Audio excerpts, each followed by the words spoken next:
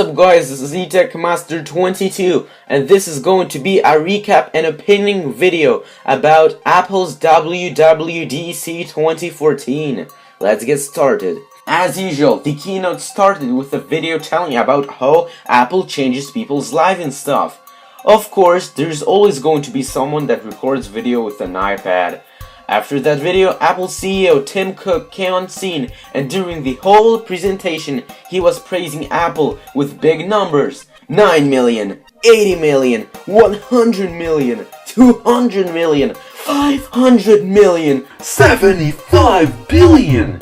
The keynote was about OS X, iOS, and the developer things. Apple Senior Vice President Craig Federighi came on scene to talk about OS X. He announced the name of the new operating system, OS X Weed.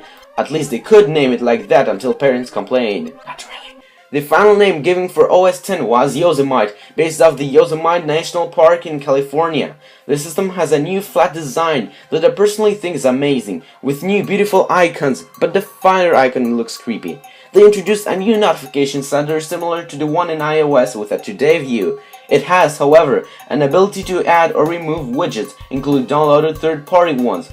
The whole interface received transparency like iOS, which is pretty cool. One thing that I really enjoy is that they built a dark mode, which is something amazing. There is also some new app improvements, such as Safari with better tabs, messages with voice messages, and mail with heavier attachments.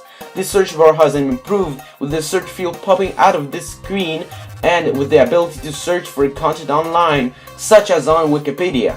The main feature about Yosemite is something called continuity, which I'm going to talk about later on. Next, after the CEO ridiculed Android, Craig announced iOS 8 just like you expected.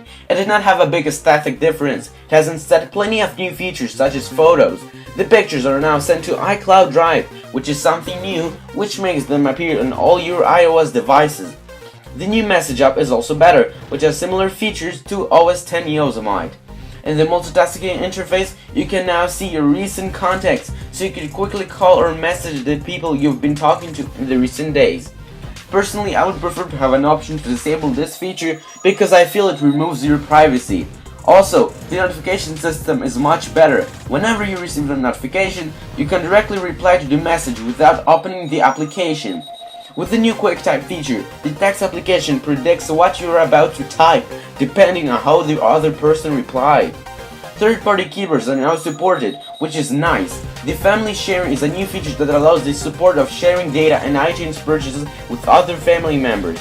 Finally, health is a new feature that allows third-party health devices to work better. The new continuity feature now allows Mac and iOS devices to work together. You can now, for example, start a new document or email on your iPhone, then you can open the application from your Mac by clicking a button and continue work on your Mac. You can also do vice versa. You can now send SMS and do phone calls from your Mac using your iPhone cellular provider. Even then, if you don't have a Wi-Fi hotspot near your computer, you can instead connect to your iPhone cellular internet and go to the internet using your iPhone's internet. Finally, Apple introduced a new cloud storage system. After Google Drive and OneDrive, they introduced iCloud, Drive. This is basically a better version of the actual iCloud, with work documents automatically saved to your iCloud Drive, making it very simple to resume your work from another Apple device later on. The last part of the keynote was about iOS, App Store, and development kits. Since I am not an Apple developer, and I'm sure most of you aren't developers, I'll go through a basic recap of everything they announced.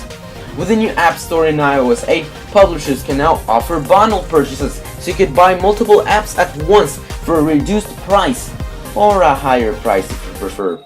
Some other features inside the App Store now offer the possibility to make a trailer for an app and even show a preview app inside the store, so people can try the app without even downloading or purchasing it. Apple introduced new APIs, which are basically tools to develop applications such as Sprite Kit and Scene Kit, which allow to do sprite-based games and 3D games respectively more easily. Most important, a new update to Xcode allows users to develop apps in a brand new programming language called Swift, which is essentially a much simpler language, still based off the current Objective-C. Overall, I really enjoyed watching the WWDC 2014. However, I'm quite disappointed they did not introduce any hardware. Last year's conference they introduced new MacBook Airs, a new AirPort Extreme and Time Capsule, and especially a new Mac Pro, which surprised us so much. Anyway guys, that's gonna be it for this video. If you enjoyed this, comment, like, and subscribe to my channel. Thanks for watching, and I'll see you in my next video.